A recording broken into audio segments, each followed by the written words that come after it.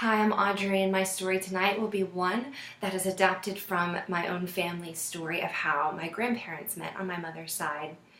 Once upon a time, there was a girl named Pete. That was not her real name, however. Her real name was Esteline, but no one ever knew because when she was a girl no bigger than 3 years old, she was so stubborn and so determined that her family started to call her Pete, after the family mule, who was just as stubborn as she. One day, Pete was out working her garden, and she was working in her tomato plants, which were her favorite thing to grow. And here came this young sailor walking down the road. And the sailor stopped and said, now I see you don't have any shoes on.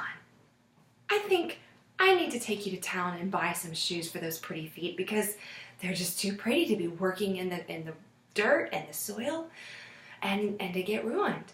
And Pete looked up at that sailor, squinted, glaring through the sun, and she said, "Get on your way."